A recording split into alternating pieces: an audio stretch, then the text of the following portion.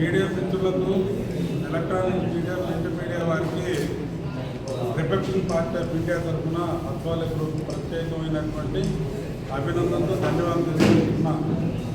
ఈ రోజున గొప్ప శాస్త్రవేత్త, గొప్ప ఇంజనీరు, ఎక్కడో బ్రిటిష్ ప్రభుత్వంలో లండన్లో జన్మించినటువంటి మహానుభావుడు కాటన్ గారి జయంతి సందర్భంగా ఈ రోజున మీడియా సమావేశం ఏర్పాటు చేయడం జరిగింది.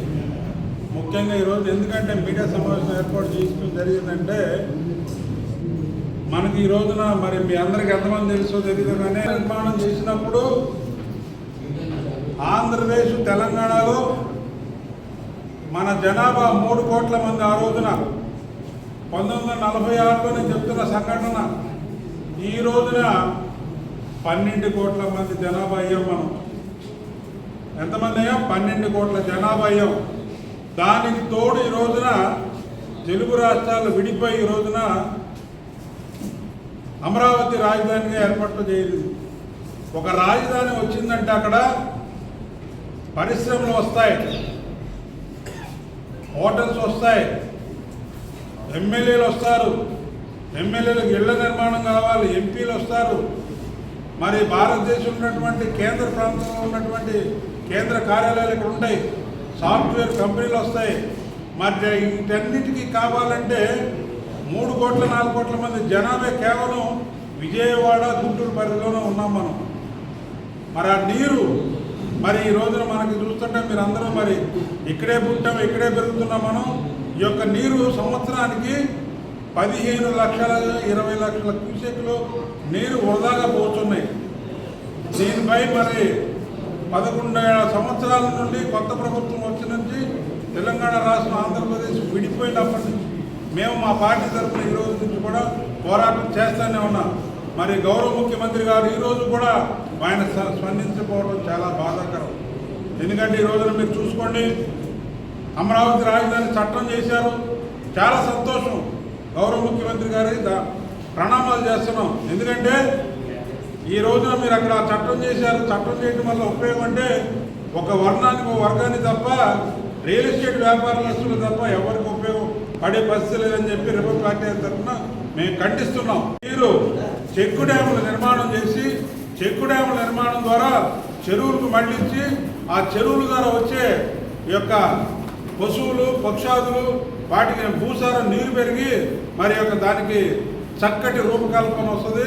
ఒక 2-3 సంవత్సరాల వరదలు వచ్చినా, రాకపోయినా, వర్షాలు వచ్చినా రాకపోయినా కానీ ఆ నీరు మనం నిల్వ చేసుకోవడం వల్ల చాలా మంచి కార్యక్రమం అని చెప్పి గౌరవ ముఖ్యమంత్రి గారు మీడియా ద్వారా కనీసం ఆయనకి దగ్గరికి వెళ్ళాలని చెప్పి మీడియా మిత్రులకి, దీనిలో మాకు ఎటువంటి స్వార్థం లేదు.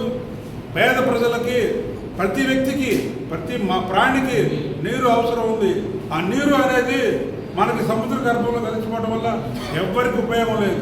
దానివల్ల మీడియా మిత్రులు దీనిపై ఒక స్వార్థం లేకుండా మీరు కూడా దీనిపై గౌరవ ముఖ్యమంత్రి గారు ఎట్లాగైతే మీరు చట్టం చేశారో అదే చట్టం ఈ నీటి ప్రాజెక్టుల మీద కూడా చట్టం చేసి కేంద్రానికి పంపించి నరేంద్ర మోడీ గారితో మాట్లాడి దీనిపై ఒక బిల్లు తీసుకొచ్చారంటే ఆ కేంద్ర ప్రభుత్వం భారేస్తుంది. ఆ డబ్బులు కూడా వచ్చి దానివల్ల పరిశ్రమల స్థాపన ముందడుగు వస్తుంది. నీటి ప్రాజెక్టుల వల్ల చాలా ఉపయోగాలు ఉన్నాయి. మరి ఇప్పుడు గౌరవ ముఖ్యమంత్రి అక్కడ విజయ్ గారు వచ్చారు, వారు కూడా దీనిపై ప్రత్యేకమైనటువంటి, ఎందుకంటే తెలుగంగ నీరు కృష్ణానది నుంచే మనం నీరు అందిస్తున్నాం. ఇక్కడగా నీరు మనం నిల్వ చేసి ఈ యొక్క నీరుని మద్రాసు రాష్ట్రానికి పంపించగలిగితే వాళ్ళు కొంత భరాయిస్తానంటున్నారు ఈ ప్రాజెక్టుల మీద. దీనిపై కనీసం గౌరవ ముఖ్యమంత్రి గారు ఈరోజు కూడా స్పందించకపోవడం చాలా బాధాకరంగా ఉంది.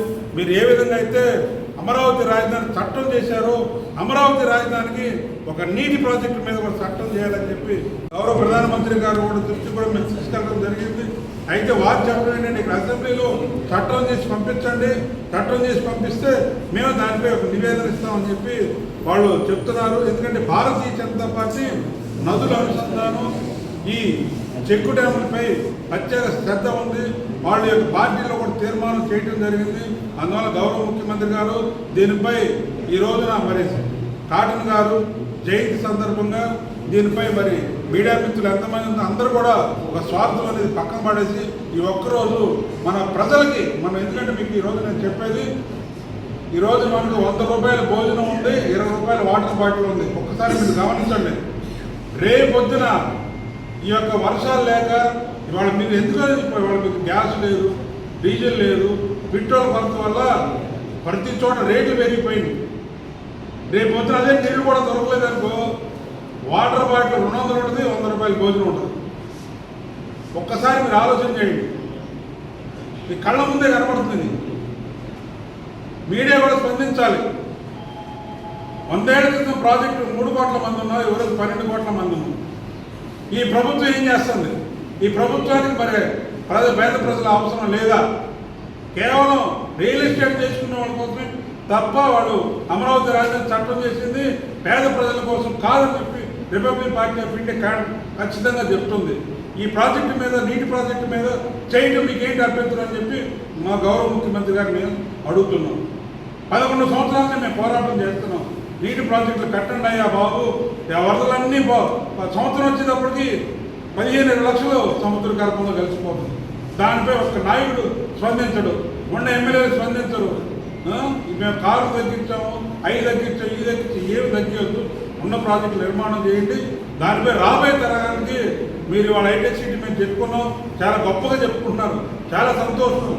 రేపు నీటి ప్రాజెక్టులు కూడా మీరు చేస్తే మీ పేరు కూడా చేస్తాయిగా, చిరంజీవిలాగా ఉండదని చెప్పి రిపబ్లిక్ పార్టీ ఆఫ్ ఇండియా తరఫున మేము నివేదన ఇస్తున్నాం. దీనిపై ప్రత్యేక జీవోలు కూడా తీసుకొచ్చి కేంద్ర ప్రభుత్వాన్ని మీరు మంజూరు చేసి, ఒక ఎట్లాగే మీరు అమరావతి రాజధాని చట్టం చేశారో అదేవిధంగా చట్టం చేసి దీన్ని కూడా ఈ నీటి ప్రాజెక్టులపై ప్రత్యేక శ్రద్ధ చూపించాలని చెప్పి రిపబ్లిక్ పార్టీ ఆఫ్ ఇండియా ప్రత్యేకంగా ఖండిస్తున్నాం. అట్లాగే